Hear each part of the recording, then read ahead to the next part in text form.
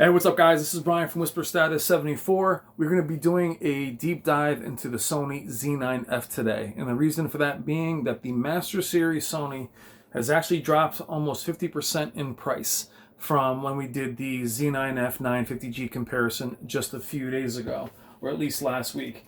The Z9F is actually down at 65 inches, 1,798. And at 75 inches, 2,798.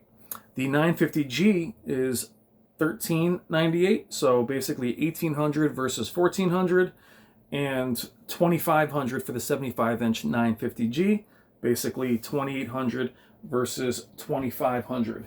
And that is substantial, considering that it was a little over $5,000 last week, and many of you were looking to purchase the Z9F. Now, before we get into the review, or the deep dive, I should say, is that the Z9F definitely got a well-deserved knock on it upon its release. When you're going to succeed versus, or at least succeed the Z9D, which is one of the most popular LEDs ever made, when you come in with a much lower contrast ratio, that's going to be a problem. And especially going against OLEDs, and you're talking about contrast ratio being extremely important, that's going to knock it. That said, for a bright room, this display is hard to beat, and this is what we're going to illustrate for you in this review, or in this video anyway, comparing it to some other displays this year and last year, and why for that living room it might be the best pick out there, especially for the money, which is interesting considering it's a Master Series display.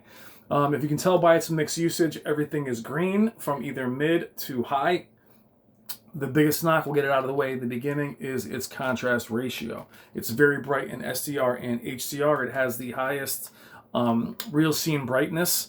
We'll talk about that in a little while. But the biggest difference is the fact that it's dropped so much. In comparison to the 950G, it is basically a higher end 950G in every category except for the contrast ratio, which is higher on the 950G. It's not, miles different, but it is higher on the 950G. So we'll go into some of the results. We'll get this out of the way right in the very beginning of the review or the video, is its contrast being its Achilles heel.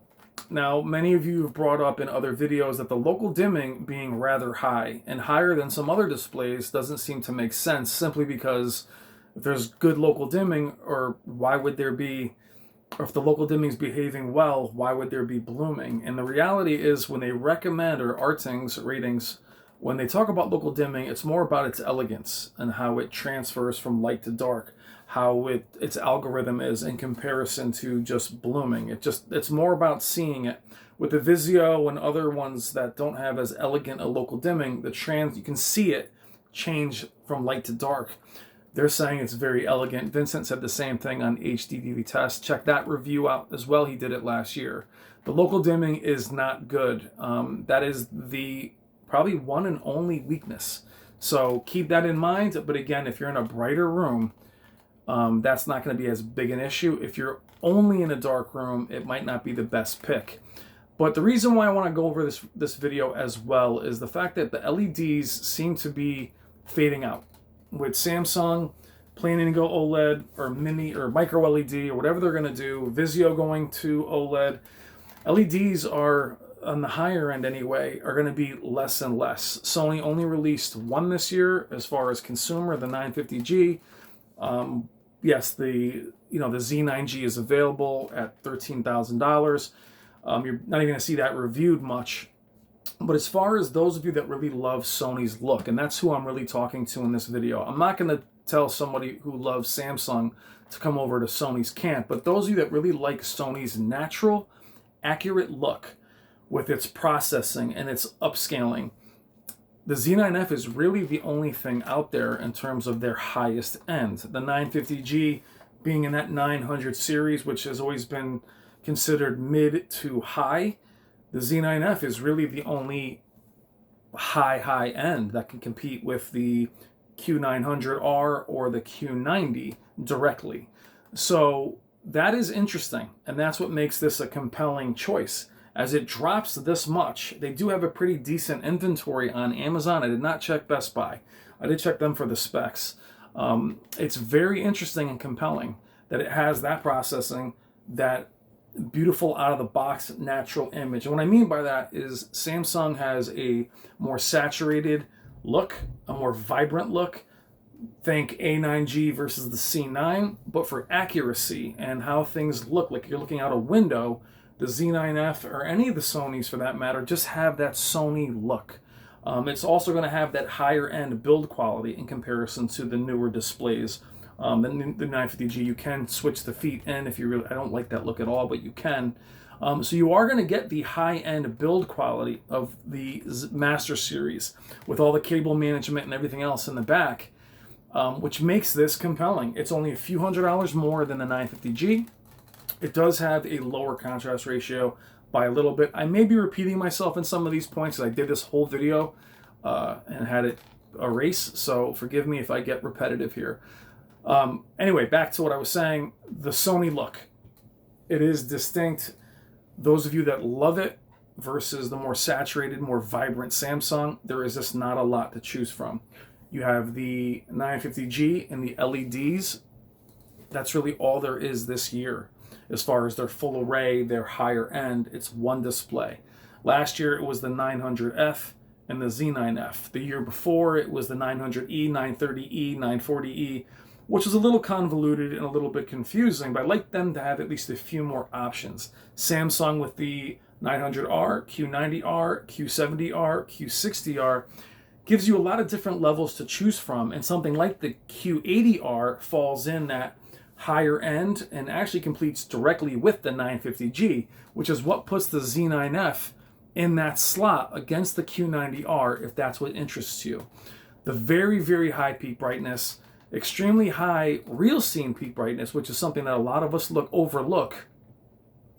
We'll get down to that in a second, past the contrast ratio, but the real scene peak brightness is the one that a lot of us overlook.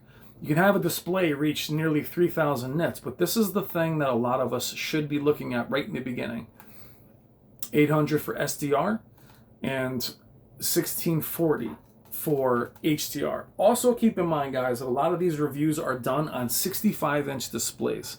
I personally do believe that the 75-inch versions of many of these displays are better in terms of more zones.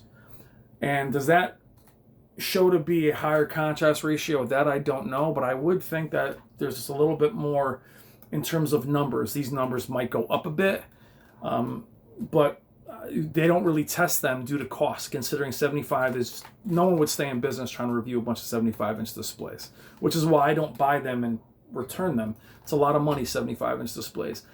Anyway, SDR, peak brightness, these are great numbers, very, very high, and keeping in mind how natural that image will be. Now what we're going to do is also compare it to some other displays that are that are current and some that are within the same year. Now comparing these two, which I did a few days ago, was interesting because it made the 950G look better in terms of its price to performance ratio in comparison to the Master Series Z9F. It was really to illustrate the point that the 950G actually behaves more like a Master Series and is an incredible bargain. That has changed with the price drop of the Z9F. That argument is a moot point now that they're so much closer in price. I would also argue that the 950G is very similar to the 940E versus the Z9D. It's almost, the 950G is basically a baby Z9F with a higher contrast ratio.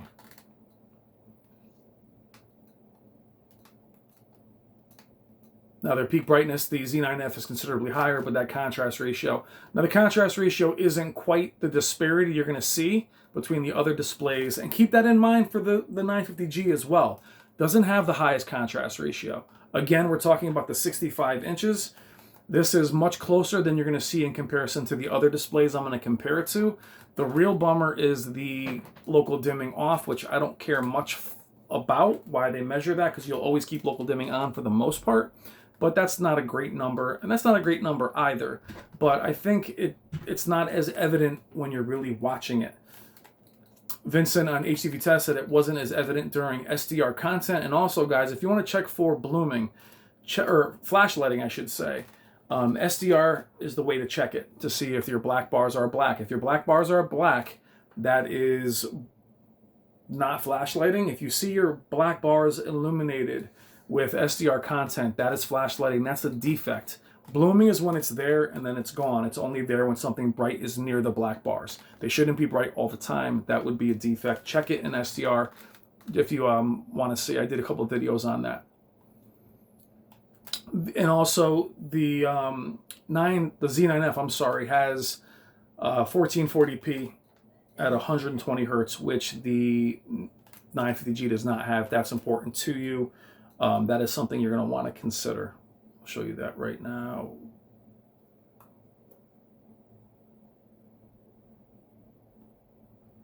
Where we go? There we go. 1440p at 120 hertz, which the 950G does not have. That's important, but they do have very similar specs.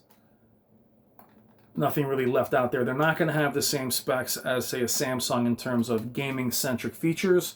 The peak brightness, it is quite a bit brighter, but comparable. But the Z9F is brighter, which is what, again, makes it very, very compelling, especially with that HDR pop that so many of us covet with LEDs. There's your peak brightness. 800 and SDR. And what's great about the 950G is the real scene brightness is also extremely bright. But again, quite a bit brighter for the Z9F. Now compare it to some of the other displays that are leading. Compared to the very popular Samsung Q90R, the numbers as far as their mixed usage are very comparable. The Z9F is recent, so there is no reason to adjust. We're going to get down those peak brightness numbers. We will show the contrast ratio. Again, that is substantial. It's also substantially higher than the 950G as well. Keep that in mind. But, I mean, that is a big disparity between the two. Peak brightness, though. I mean, SDR, oh, I should say the Z9F is on the left. I should show that before I start. There we go. Back down to peak brightness. Now the Q90R, again, is the flagship this year for Samsung. And the real scene brightness, very high, very close. But it is higher on the Z9F and most of the other metrics that you see. Some by a few hundred. Get down to HDR and look at that real scene brightness for the HDR, for the Z9F. So again, in a bright room, in your living room, the Z9F is a very compelling choice for HDR and dynamic looks. I only compare the peak brightness, the difference in your, again, obviously I'll show you the contrast ratio, but the difference in your taste. If you like Sony, that's why I'm showing you the Z9F as a possible choice for you guys, as some of you love that Sony look, and you can't find that on anything else. Compared to my favorite LED of last year, which was the Q9FN, we'll go back into their numbers here quickly, and then we're going to look at the contrast ratio. Again, you'll see how high the contrast ratio was on the displays last year in comparison to this year's even Q90. Huge difference, which does make a difference in terms of overall picture quality. But again, the local dimming is equal, so that elegance. And they handle local dimming differently. Some are, you can see it more than others, which is probably the issues you'll see with some of the Vizios and some of the less expensive displays. Real scene brightness, here we go again. As bright as the Q9FN is considered, the SDR peak brightness is very high, higher in a lot of the categories. And then in HDR, real scene brightness. Also keep in mind that that's actually surprising, but it gets higher as we get on. That's what we meant about real scene brightness, guys, being very important and overlooked. We look at all these other numbers. These are the most important. Real scene, what you really see. These are for we talk about the elegance of the backlight, but talking about that image quality and what you like from the differences in the two looks, there is very few Sonys out there that can do these numbers other than the Z9G. There really isn't one. There isn't anything out there, which is why I like doing this comparison. Now the Q9FN is, also is known to crush blacks a little bit. You're not going to see that with the Z9F. You're also going to see some blooming that the Q9FN really did not have.